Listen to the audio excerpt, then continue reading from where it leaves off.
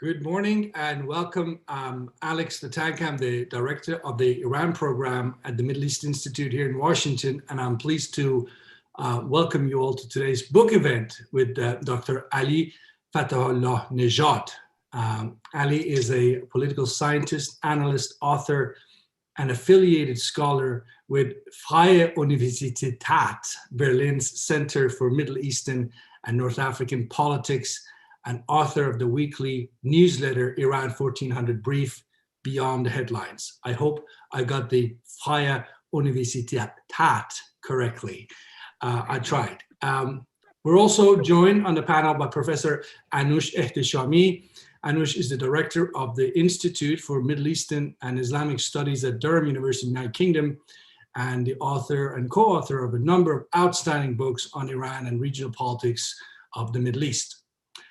Ali's new book is titled Iran in an Emerging New World, From Ahmadinejad to Rouhani. So the book basically takes us up to about early 2014, but the lessons that Ali has to share with us, I think, are very much relevant to present day. The book provides, as I said, a rich insight into the various schools of thought that drive Tehran's policies towards the outside world. And I think the audience would love to hear more about these schools of thought that operate in Tehran and how much they matter, where they matter, and so forth. And I have to say, from my perspective, the book very importantly examines how Iran is positioning itself vis-vis non-Western great powers at a time when the United States sanctions on Tehran remain in place, and the Islamic Republic looks to China and Russia as its saviors on the international stage. Just a few pointers from me before we start. To submit your questions, please use Zoom's Q&A feature, which you can find on your Zoom screens. For those calling in by phone or watching our panel on the live stream, you can ask a question by emailing events@mei.edu. If you have any technical issues, please email events@mei.edu. Feel free to ask a question throughout the panel. I will look for them and integrate or incorporate as many of your questions into the conversation as we possibly can.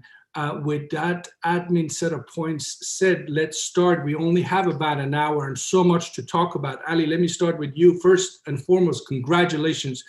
This is a wonderful achievement. I congratulate you. I read the book, so much here to touch upon, and so much of it is so relevant to, at the present time, 2021. So let me start off with an easy question, if I may, and which is to ask you, what led you to choose this topic? I mean, tell us about the intellectual curiosity you had, and perhaps even personal reasons you wanted to sort of tackle something like Iranian foreign policy from Ahmadinejad to Rouhani. So first of all, thank you so much, Alex. Thank you so much to the Middle East Institute for graciously hosting this event. And also, I'm very pleased to have Professor Ehteshami, of whom I'm a great admirer of his work, also joining us today. So basically, well, the reason is very simple. It's my PhD dissertation. This would be the very brief answer. So the book is basically very much based on my PhD dissertation that I did a few years ago at SOAS, at the School of Oriental and African Studies and the Department of Development Studies, under the supervision of Professor Gilbert Ashkar, and my second supervisor was Arshinadi Moradam. And when I joined SOAS, I had already worked on, something, on Iran, but more from a US or EU foreign policy perspective. So during my PhD years at SOAS, I had the chance to delve much more intensely into Iran itself, into various aspects of the Islamic Republic, to understand it better. So this was a first motivation to be, although also in terms of my biography, I was born in Iran, in Tabriz. I grew up in Ahvaz during the Iran-Iraq War in the 1980s, and then my parents moved to Germany. So of course I had a lot of biographical links and other kinds of interests in Iran. But I was more concerned about, Western foreign policies towards the region. And during those PhD years, as I said, I was able to delve much more into this topic of Iran itself. Moreover, I was very much, and I'm still very much interested in issues of the world order. And back then, when I was writing my PhD in the early, in the early 2000s, and I was, thinking about it in the late 2000s. Actually, I wrote it. There was a lot of debate that we had entered, a fully fledged multipolar world order after the demise of bipolarity.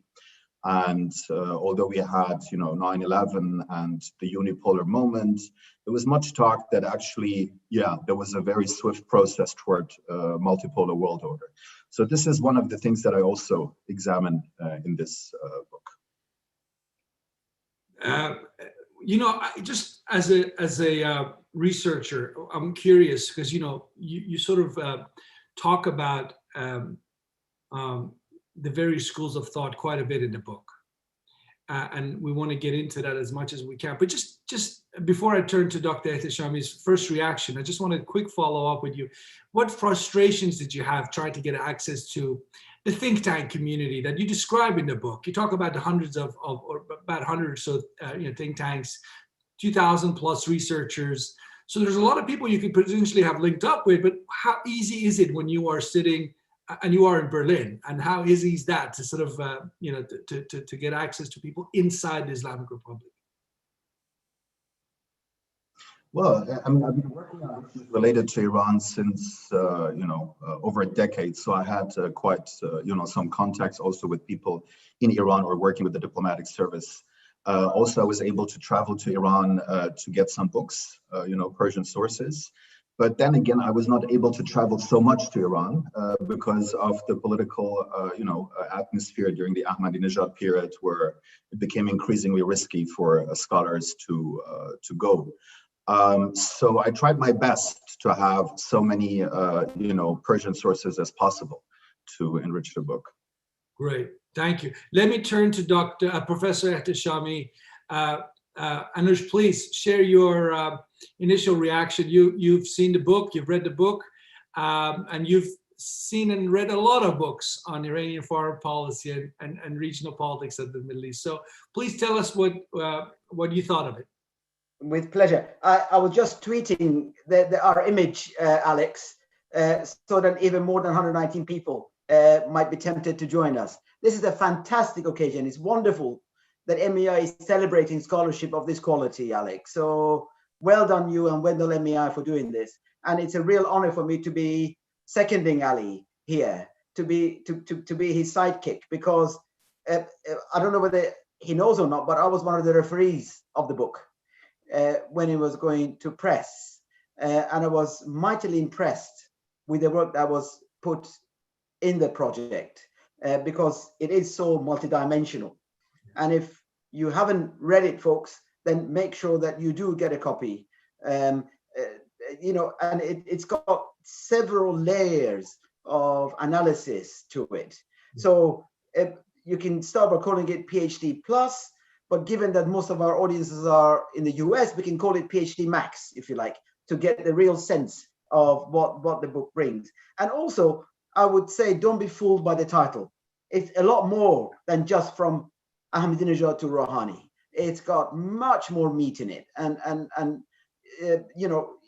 don't let the title deceive you. That this is not just about a period.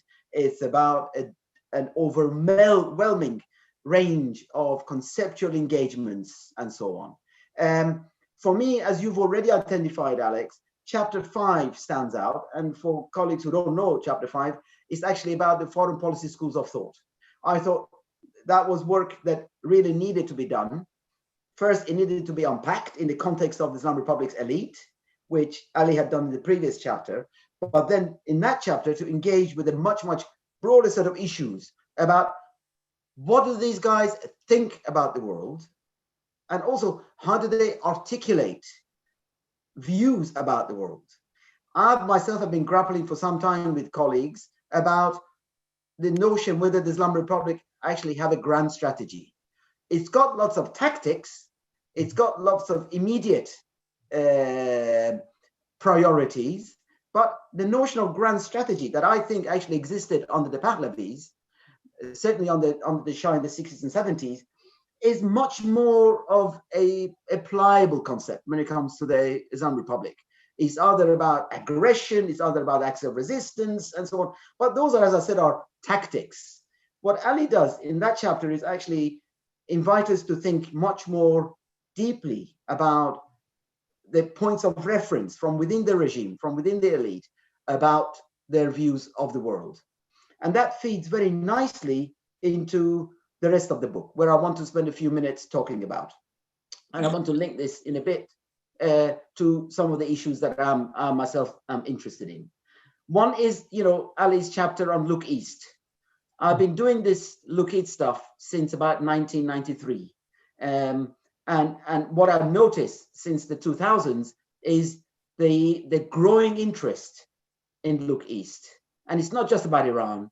It's about much, much bigger set of changes which are taking place that we can refer to as systemic shift. It's about the way in which the weight of the world economy is shifting. You quote Ali Danikwa, who actually measures the process of shift in the weight of the world economy, where it started from his calculations round about the mid-Atlantic, and it is now beyond Iran and approaching the subcontinent very happily. That is a huge development in itself. And what is interesting is that, Ruhollah Mazani, that we should note, being at Middle East Institute, he turned the neither nor east concept on its head by arguing about both East and West when he came to the post-Cold War order and Iran's foreign policy. And I think that is really significant feature of what we can extract from Ali's book. But how did we get here? How did the Look East agenda emerge? Well, first is this process of systemic shift. And secondly, that Iran substitutes neither East nor West with both East and maybe Europe. And the maybe Europe is where I'm interested in hearing some of Ali's reflections. I was involved in a project with the Stimson Institute that was looking at nuclear proliferation in the non-Western world. And at that time, it was just after the discussions during the tail end of Ahmadinejad, which I know that Ali has been familiar with. And I was struck by Iranian negotiators' acceptance of what were then called as the Paris Accords of November 2004. Now, I would like all of us to continue to visit those accords because they are, by any measure, revolutionary. What the EU3 at that time offers Iran, and Iran accepts in principle, are a complete transformation of the mindset as well as the political economy of the Islamic Republic. And in terms of the European Union shepherding Iran's membership of, for example, of the World Trade Organization, supporting Iran's nuclear program, giving it scientific advice, helping create a security regime around Iran to minimize its threat perceptions. These are things that nobody else has engaged with Iran since then, I would argue. But Ali seems to skirt over this and not give enough credit to what the Europeans were trying to do, but also what the Iranians were responding to. And in a sense, Ali is fine because you then caught up in the whirlwind of the Ahmadinejad period that completely negates all of those significant developments over 2003 and 2004. So systemic shift comes with caveats. Europe could have changed in many ways. Paris Accord could have changed the course of Iran's political economy had it been successfully implemented. You remember when China joined the World Trade Organization? That is the critical catalyst following the modernizations. I would have given it the same level of significance. But also, Iran's Look East, as Ali rightly points out, has a much deeper history of just China waking up to the Middle East. Iran's Look East policy, you can argue, goes back to the Pahlavis, where the Shah's diplomatic recognition of China in 1971 for very good strategic reasons, actually. But very soon after the revolution, Iran forgives China for having a toast to the Imperial Majesty's longevity in just before the revolution. But beyond China, Iran actually at that time, after the revolution, drew much closer to North Korea, to the Democratic Republic of Korea, because it needed the security military assistance from North Korea. In fact, we can see the traces of North Korea's militarization in Iran's missile program, for example, as one instance of this. But also Iran's kind of Eastern orientation starting maybe after the war. Deepen then included India. With Japan, under the Pahlavis, Iran had very close links. The Japanese never went away, and they were very keen to go back into Iran after the war, and it was the sanctions that actually kept them away. And then, of course, South Korea as another of Iran's critical partners. So I would package the look east at something much, much grander than just China. Even though the 25-year deal now between Iran and China eclipses that, and even though the BRI, the Belt and Road Initiative, might eclipse this. But, you know, Iran's Eastern orientation is deep and continuing. What is of interest to me, Alex, and I'm looking at the time, and you'll be glad to know I've got another 4 minutes to talk about issues, is Ali's notion of imperial interpolarity, right? Because you identify some of the key actors in the Look East chapter, but I would be very interested in seeing when you bring that together, where does this imperial interpolarity sit and what's in it for Iran, if you were looking at it from Tehran's perspective. Also, Alex, the other thing that was of real importance in the book was the emphasis that Ali gives to sanctions. Mm-hmm. We all mention sanctions, it's kind of a mantra. But when Ali drills down into the impact of the sanctions, not just on the elite's mindset, but also on the broader society, it's very striking. Mm-hmm. So I can just very quickly list some of the salient features of sanctions and its consequences. First is Iran's economic isolation. You know, at the time of the revolution, Iran was a so-called semi-peripheral state. It was looking South Korea and Brazil in the eye as a regional economic power, not just as a military power. You know, its infrastructure was taken off.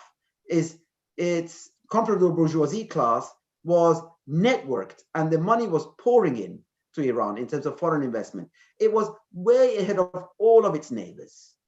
The revolution took its toll, the war took its toll, but the sanctions have been the longest legacy of the way in which they have deprived Iran, if you like, of its macroeconomic position. Iran will pay a heavy price for this, and it will last for an awfully long time. So isolation and decline in economic terms are, in fact, intertwined in this case. But also the sanctions, again, as Ali points this out in his book, have strengthened etatism, have put the state center stage in Iran's political economy, and have created what you call very nicely this the complex of clerics, RRGC, and commercial for parastatal organizations. This is now the nature of the Islamic Republic, which, again, I would like you and Alex and our colleagues to reflect on. Is this the beginning of a military industrial regime coming to power? Is this Iran's Indonesian, Brazilian, Turkish, Pakistani moment going forward? And the elections this month are very telling in that context, because it is, in a way, the forging of these into a proper integrated elite, which has a lot to say about, Ali, your discussions of schools of thought in foreign policy. Are all the rest now redundant as a consequence of this convergence of this part of the elite? And of course, post-Rahbar, post-Ayatollah Khamenei, we can either see a fork in the road or continuation of what had started, deepening in many ways with major, huge consequences for the rest of the world. But sanctions have left most of Iranians as audiences. The middle class has been weakened. It's, if you like, reformist vote is now nowhere to be found. The lower and working classes have been pummeled by sanctions so much that they also have no longer a constituency in this. And what this leaves us with is the consolidation of authoritarianism, which ironically, closeness to China merely reinforces. So, by way of concluding comment, just two of them. Where will the 25-year agreement with China leave the future, not the current, the future of Iran's political economy, which has major consequences for the social structure of the state, given what I've just said and given what Ali speaks about in his book, and do the 2021 presidential elections shelve indefinitely the need for their own limited plurality, in the way that for the first time it'll create Ayatollah Khamenei's single spine of authority? And what does that tell us then for the future? I've talked far too long, Alex, so I'll stop praising Ali's book and turn the mic back to you. No, thank you, Anoush. You did wonderfully well. Thank you for all that wonderful points. And Ali, before I turn to you to respond to everything or react to everything you heard Anoush say, you know, I think a lot of our audience members do want you to sort of reflect on this issue of whether the Islamic Republic has or ever has had a so-called grand strategy. You know, we had an event at a Middle East Institute yesterday about what Iran wants in the Arab world. And I pointed out, as just a moderator that I was, that I pointed out the Shah of Iran, when he saw a need, he militarily intervened in Oman. He was involved in the civil war in Yemen. He had connections with various political actors in Lebanon. He had enemies in the shape of Hafiz al-Assad in Syria and so forth. He wasn't blind to the threats that Iran faced in the region, and when necessary, he acted. But what you see in the Islamic Republic is not just go in, deal with a fire or prepare the ground to protect your national interest, is something much bigger, which is this sort of meddling, as we talk about it here in Washington, that sort of interfering in long-term projects to turn some of these countries into the defenders of the Vilayat al-Faqih, the Islamic Republic model, which requires billions of dollars, lots of political support, which they don't have, certainly from the Iranian population, from vast pockets in the Arab world, which makes me wonder why they've come to this conclusion that they can pull it off, to the point about a grand strategy. But anyway, that's just something, if you get to it. First, go ahead, please, and react to respond to Anoush. Thank you so much to both of you. It seems Anoush knows my book better than I do. So let me start with the look to the East. I mean, as I said, I finished, so I decided not to update the book, although, I mean, 5 years have passed. So I've decided to include what has happened over the last few years into my next book project that I want to write about the Rouhani years, how his presidency, you know, saw the rise and decline of the JCPOA, but also paved the way for the most, you know, important anti-regime protests that we've seen.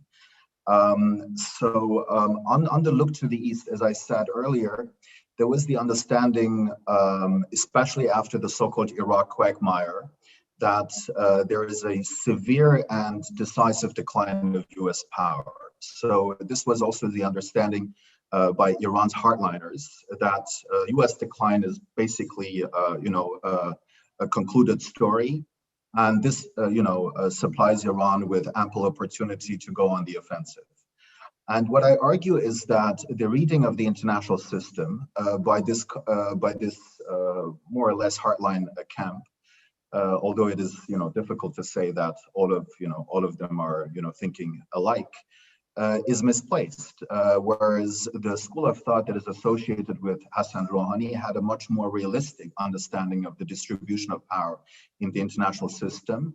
they saw that the US was declining, but they were arguing that the US could still be quite damaging for a country like Iran.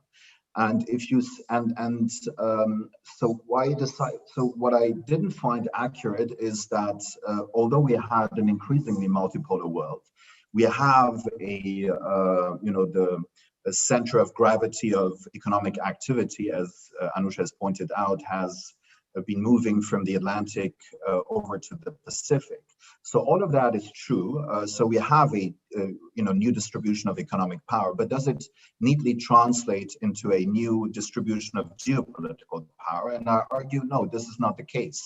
By referring to the unrivaled sources of power that the United States possesses as an imperial power, one could say, not only the military in military terms, but also in its control via the currency system of the international financial and banking systems. So all of that, so this is why it leads me to coin this concept of imperial interpolarity to understand Iran's relations with non-Western and Western great powers. So basically what we saw back then and what we've seen actually repeating over the last few years under Trump is that the relations of non-Western great powers, China, Russia, and India, to Iran are a function of their respective ties with the imperial power, with the United States.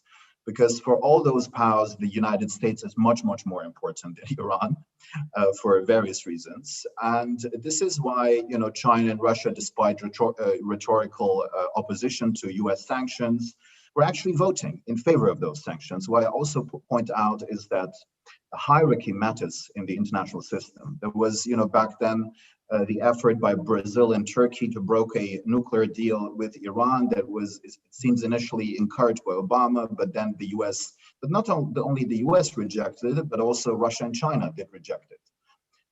And also this hierarchical factor comes into play when it comes to Iran's accession to the Shanghai Cooperation Organization, where the Russians at some point, decided to to include a rule according to which, countries that were under UN Security Council resolutions could not become a member of the SCO, although Russia itself had, voted in favor of those UN sanctions.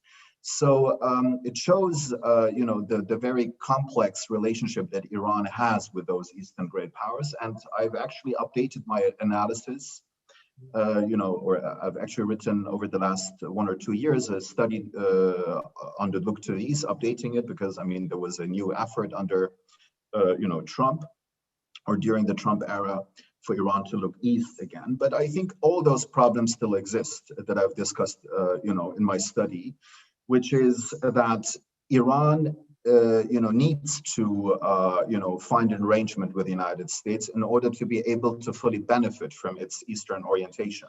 If it doesn't do so, it's not going to satisfy the interest of that political economic camp in Tehran that is mostly in favor of this Eastern orientation, and that is also probably closely associated with the future president, Ebrahim Raisi.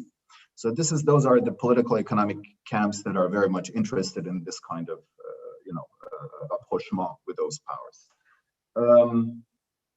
Now, so this is why, of course, also in terms of developmental aspects, there are a lot of, problematic things, not only the authoritarian, tendencies, but also in terms of, looking at other BRI projects all over the world, whether they can be of benefit or not to Iranian overall development. And I think there is, important sections of Iranian society that do understand those challenges that are involved with forging such closer quarter-century ties with either Russia, and as, a senior MP said, they're, planning to do the same thing with Russia.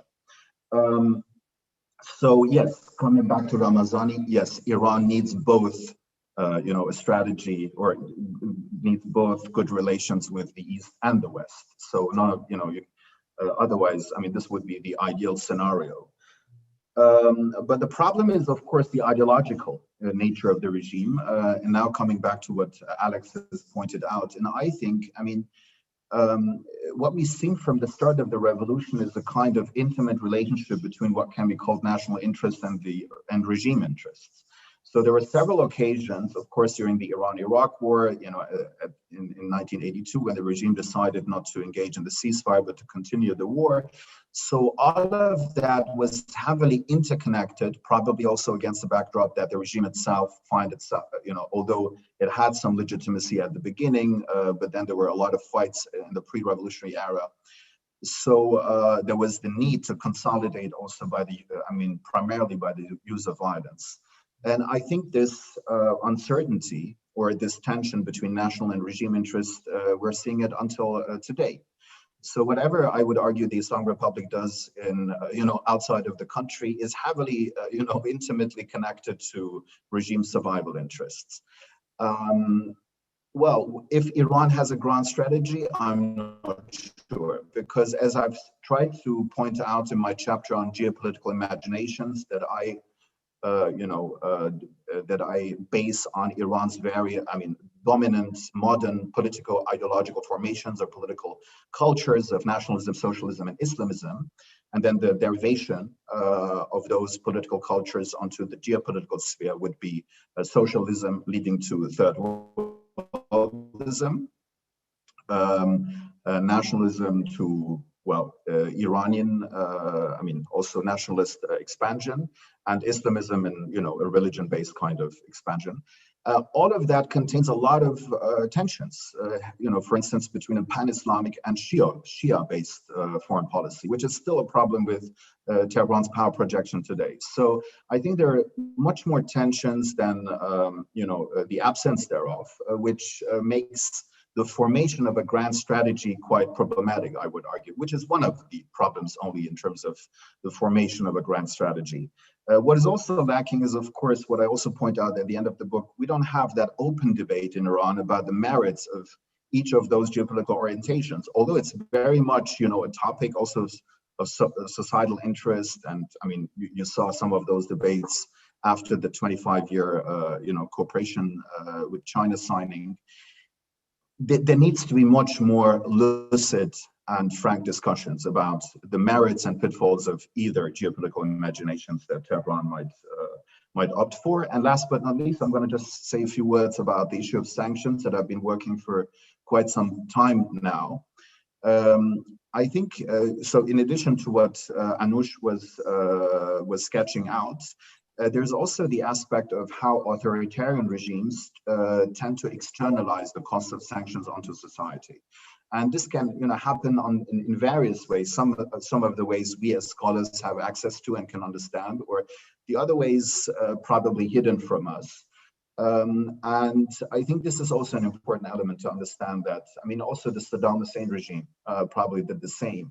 So, and then of course there are political economic benefits. But what I'm arguing is that if you look back at the nuclear, at the nuclear crisis that we had after 2002, we see that, Iran was adopting the same kind of strategy that it was now adopting after Trump's withdrawal from the JCPOA, what it called the maximum resistance policy. And one of the central pillars of which are nuclear escalation, so to drive up the nuclear program in order to create some sense of alarmism in the West so that it can provide as many concessions as possible. So basically, Iran has been pursuing the same thing. So what I'm trying to identify in this book is that at which point was it that there was a different calculation in Tehran when it comes to giving concessions? Because we see that at some point in the early 2010s, when the sanctions regime by Obama got really crippling, and it had much international support, as you know, also from the Europeans, when the Europeans joined the oil embargo and so forth, but also the financial sanctions. There was in Tehran, the policy circles were starting to argue that maybe they should, reverse their calculation and understand that there is no way out other than to, engage with the United States in order to get rid of those sanctions. And then, of course, this was facilitated by the Obama administration's dropping of the zero enrichment demand, which was, a huge hurdle. but also the Iranians were very much, conceding. They were agreeing to, basically, halt the most important aspects of their nuclear program. So what I'm trying to identify is that, we have this kind of discussion even now in the policy debates in the United States, is that how far, what kind of effects do sanctions have, not only on state-society relations, but also on diplomatic settlements. Are they only hardening the fronts, or up until which threshold do they do so? So I think this is something that is also relevant for today, because we are seeing much of the same story that we've seen in the past. Right. So I'm going to stop here. Thank you.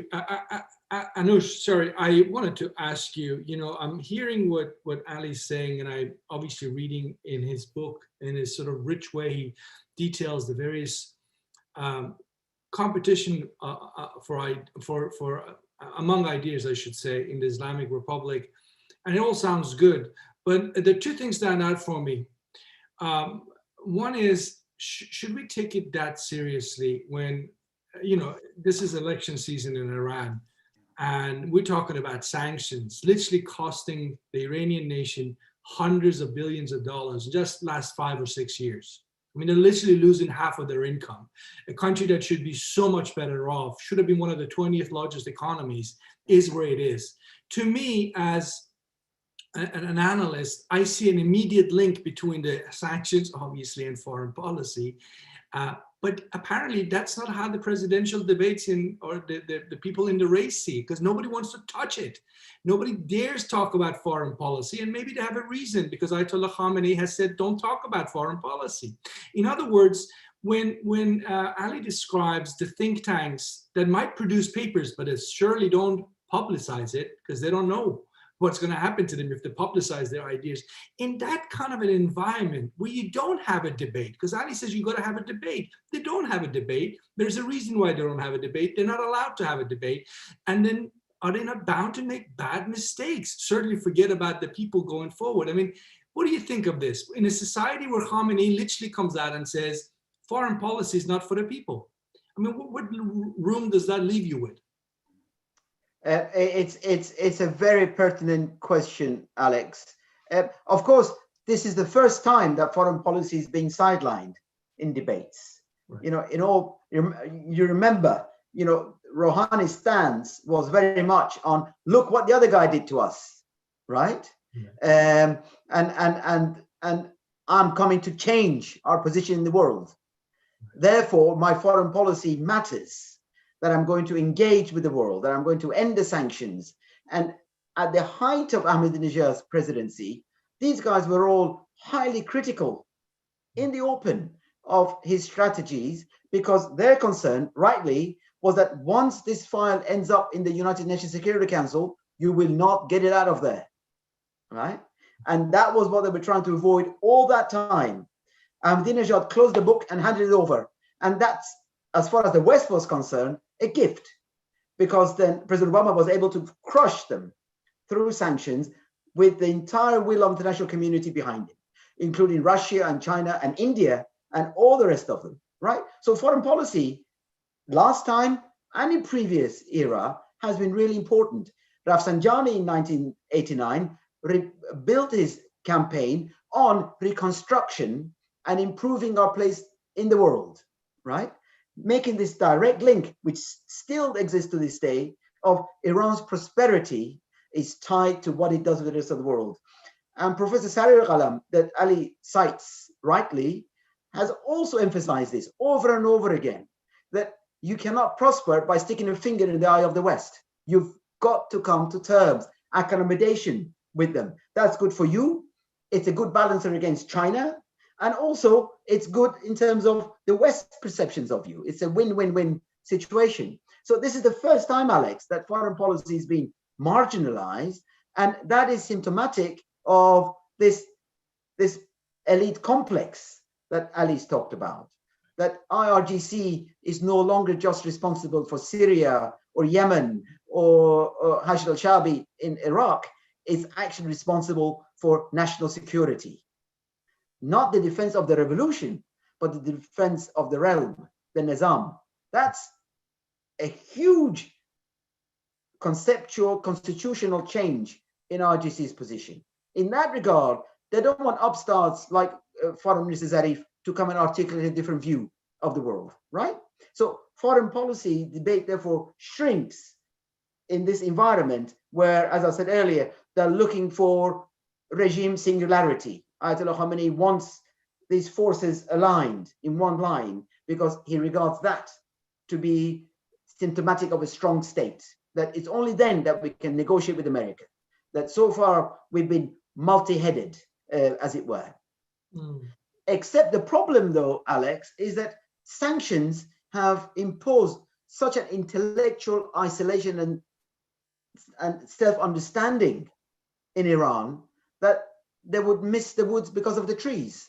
You know, the sanctions have conditioned debate. They don't think about the world in the way that you and I or Ali or many of our audiences would think. They look at it in terms still of maybe degrees of zero-sum games and of maintaining what they've got in Syria, in Iraq, in Lebanon, in Yemen. And by the way, I don't see any of these as strategic assets. I see them as liabilities.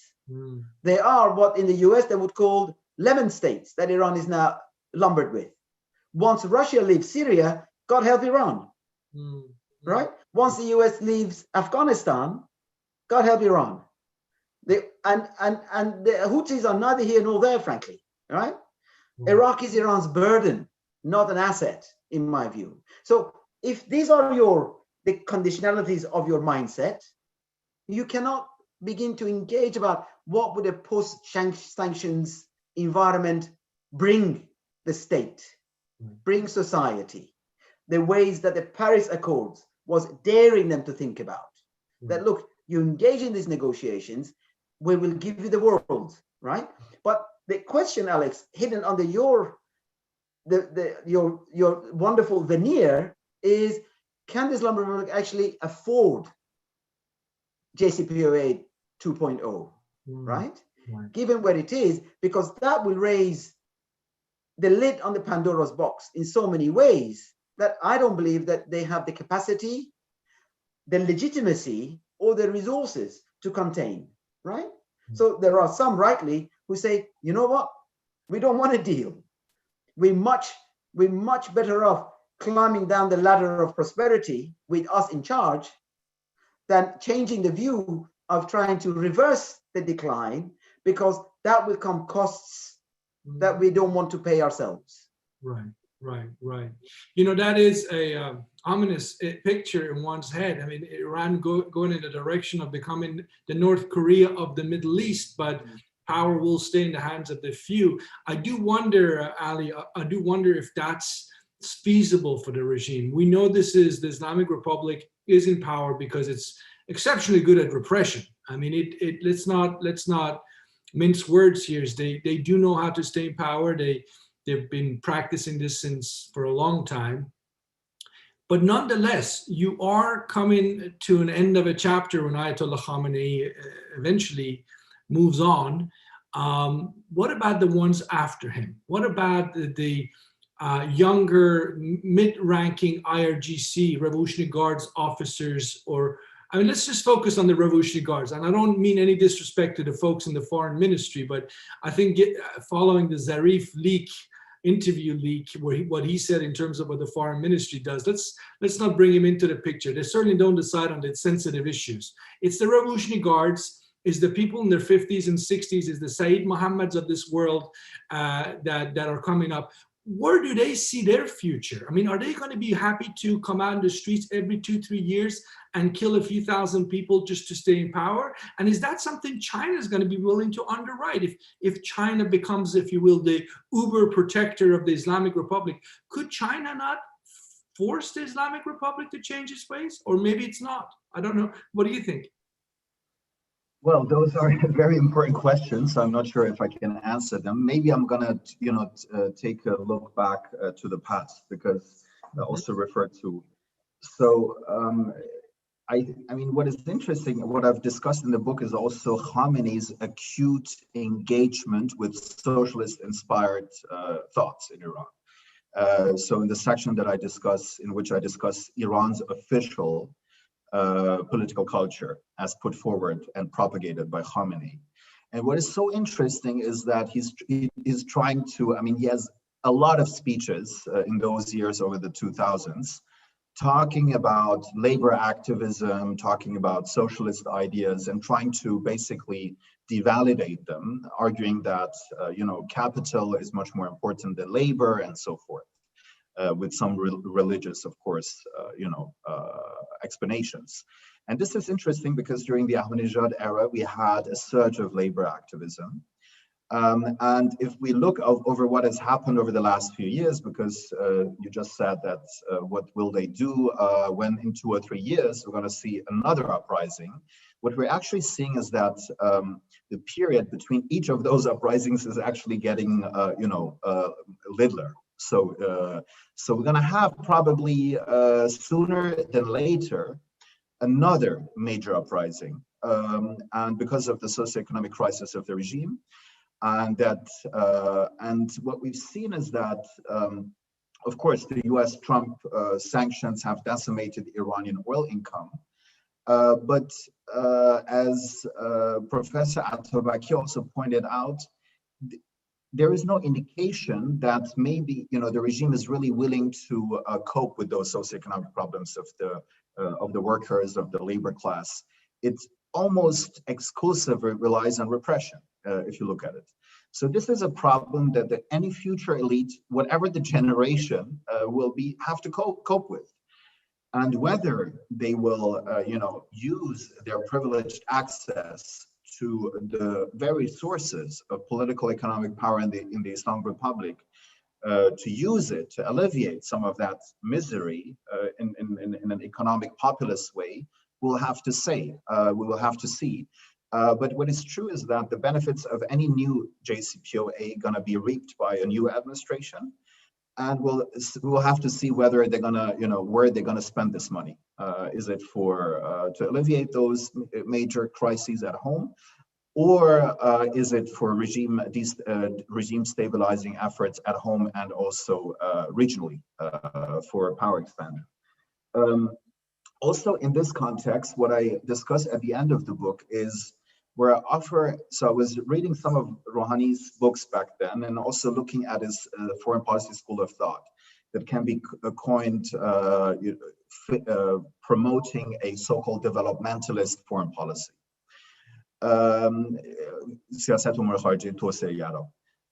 So this model, if you look at it, it has some benefits, but also some very, you know, disadvantages. This is, so basically they do understand, I mean, in terms of the understanding of international system, they're much more on point than the hardliners, as I said at the beginning. Secondly, when it comes to their developmental model, they argue that stability first is absolutely needed in order to have economic development, and also you have to have good international relations with all kinds of different powers, which are very good ideas, and very much reflected also in the kind of diplomatic, you know, diplomacy that the Iranian administration has pursued. But the problem is, if you look at the schools of thought's understanding of globalization, you think, oh my God, they were stuck in the 1980s orthodoxy. So they basically argue that, well, what, you know, Iran only needs GDP growth and everything going to be fine, which is, of course, as we know from, you know, various studies on processes of globalization, which is not the case. I mean, you can have socioeconomic upward mobility, but then you're going to also have, in most cases, more income inequality and socioeconomic problems that go, you know, at hand with it. So GDP growth per se is not an indicator for any kind of sustainable path. It has to be inclusive. So, so this is why I think that from the beginning, you know, Rouhani's attempt, of course, I mean, he doesn't have the monopoly over economic policy. Of course, there are a lot of other centers of power with their monopolistic capitalist structures. But his idea to, you know, to save Iran of, through this kind of neoliberal-inspired economic model is totally misleading, given the huge socioeconomic problems that Iran has. And Iran has the same kind of socioeconomic indicators as the Arab Spring countries. And so there are much more similarities here than differences. And this is, also going to be a lasting challenge for the regime. So in how far they're going to cope with it, I have no idea. But just to say a last word on this, I think we'll have to see on, for now, it seems that, everyone from the hardliners or the RGC are, thinking alike. They're very much promoting the axis of resistance and they're, also in other areas are quite similar. But I think with this monopolization by the hardliners of all centers of power, we're going to increasingly see also some fragmentation within them and some competition and rivalries emerging among their ranks. And further to that, of course, if you look at the rank and file of the RGC, they're probably also suffering from the same kind of socioeconomic malaise than large chunks of the population. So this is going to be enduring problems, and I'm not sure how they're going to be, go about it except for repression. Thank you. Anoush, in the book, Ali has a mention of Ayatollah Khomeini, who had been critical of the Shah wasting money on buying military platforms and so forth from the West, and this should end. And then, as Ali very correctly points out, it was Khomeini and his policies and his rhetoric that got every single neighbor of Iran anxious, worried about this revolution, and they started buying arms for billions of dollars, which they continue today to this day, in a region of the world where all the billions of dollars could really be much better spent on creating jobs for the youth. The Islamic Republic has been guilty. I'm not saying the Islamic Republic is the only reason why we are having the mess we have in the Middle East, but certainly in 1979, Khomeini didn't help. My question to you is this, because we have a question about the Arab states.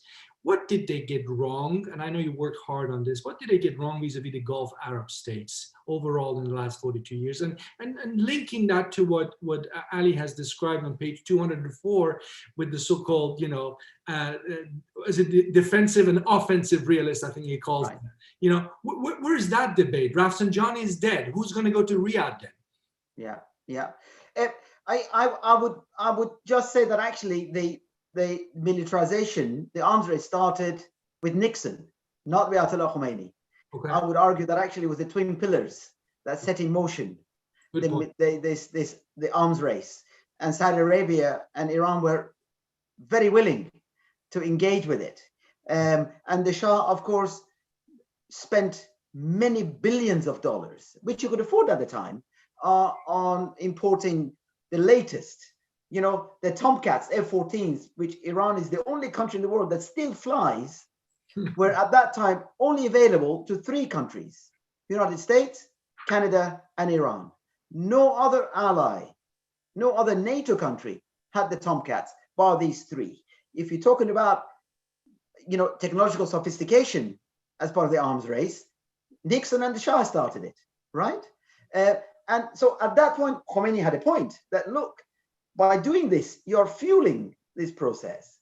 But what changed in many ways with the revolution, of course, are 2 things. One is that revolutions are inherently destabilizing. They create vacuums that either they themselves have to fill or Saddam Hussein feels threatened and he has to fill it. So revolutionaries become victims of their own success very quickly following their gain of power. But the 80s was the demise of the Imperial Armed Forces because these guys used them, the Tomcats, as radar rather than as the most advanced platforms for offensive action in the war, because they had such advanced radars on them, for example. And the war and the revolution and the rhetoric that you rightly point to all encouraged wider militarization. But the Gulf Arab monarchies why they were fearful of Khomeini and the revolution, were also not that fond of Saddam Hussein becoming strong either. Right. And Kuwait and Saudi Arabia were pouring money into defense of Saddam, but they were also very worried about he getting Exocet missiles that can attack any ship in the Persian Gulf, including Kuwait, as we know, in the tail end of the war. And they, in turn, increased their arms purchases, Saudi Arabia in particular. But Saudi Arabia's initial arms purchases were the leftovers of what the Shah had bought. You know, it were the Western suppliers that had nowhere else to flog these things to that sold them to Saudi Arabia. The AWACSs that Saudi Arabia got in the early 1980s were assigned for the Imperial Armed Forces. So in a sense, the manufacturers were also cashing in and these changing dynamics of the region as well. But just one point though, and I want to change slightly the tenor of your question to turn into nuclear politics. My argument with anybody from Tehran of whatever color has been that an opaque military nuclear program will encourage proliferation, and if you don't want nuclear weapons, do not adopt the opaque position, because the assumption of all your rivals, adversaries, and neighbors will be that you're going to weaponize the nuclear program, and therefore their initial assumption will be we must defend ourselves, we must deter Iran from doing this. That first, and secondly, why on earth do you need nuclear power stations where you're sitting on the world's second largest deposits of gas? You're not explaining to the rest of the world why this is so important. If it is technology, previous presidents gave you, Kennedy gave you the technology to build up, for goodness sake, right?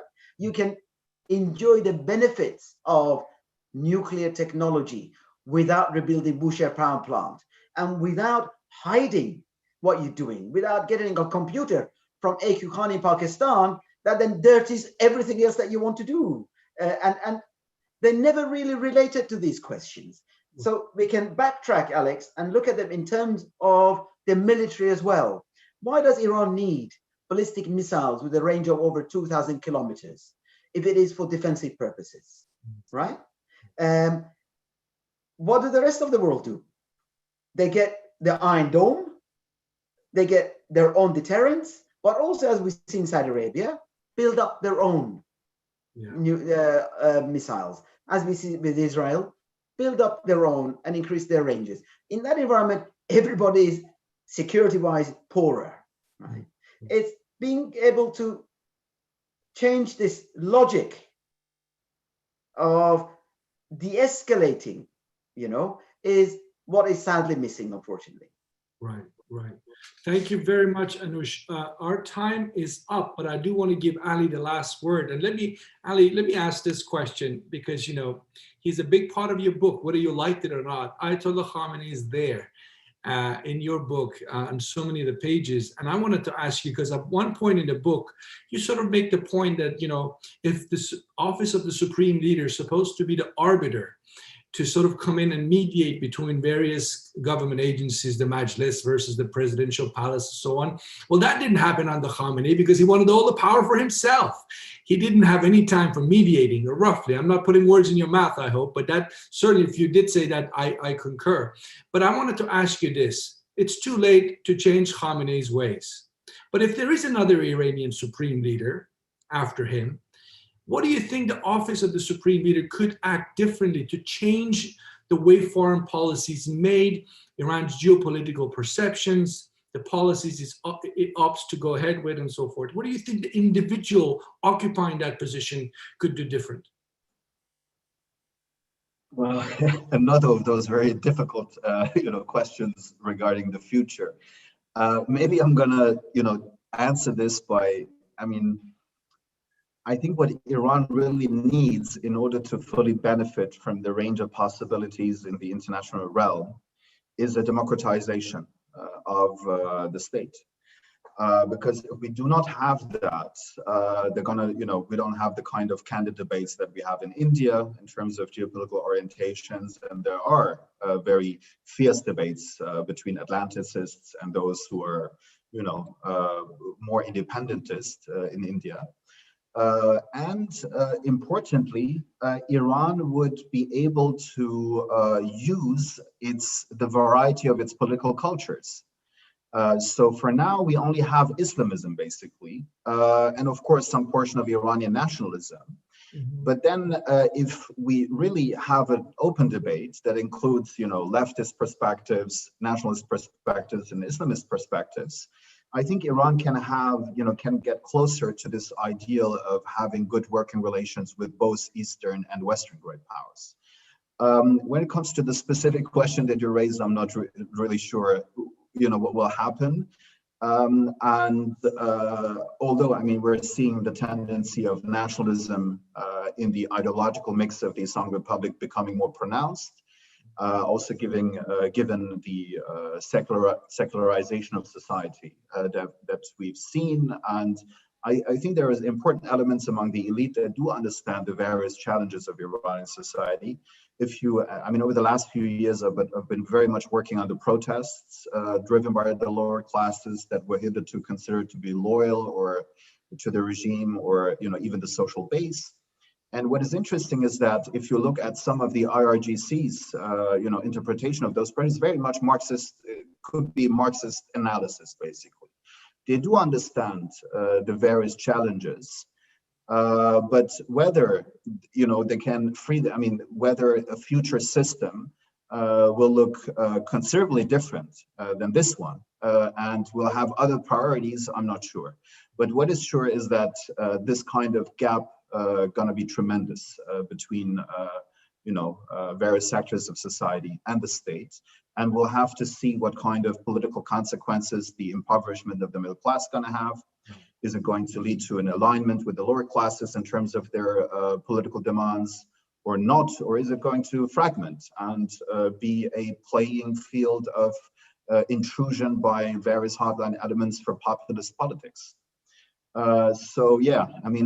Those are quite interesting questions which I cannot answer. And it was kind of unfair. I was looking forward for you to, I was asking you to look forward way into the future. So it was unfair. But my point really is, the man is a micromanager. He doesn't trust anyone. Ask Ali Akbar Velayati. He has 38 different jobs because he's trusted, good for him. But many other people with smart ideas about what Iran needs to do in foreign policy are not trusted by the inner circle of Khamenei. And unfortunately, the country of Iran keeps paying the price of that. But anyway, I want to thank you, Ali Fathollah-Nejad, and his new book, Iran, an Emerging New World, From Ahmadinejad to Rouhani. I encourage everyone who kindly listening to get a copy. Wonderful book. It's a real achievement. Congratulations. Hopefully we'll have you in person at some point soon here in Washington.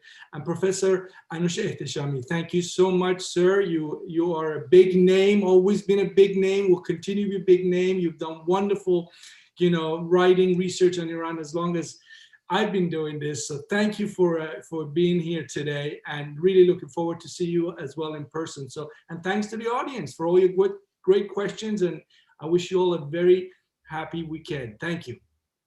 Thank you very much, everyone. Take care. Thank you for the invitation.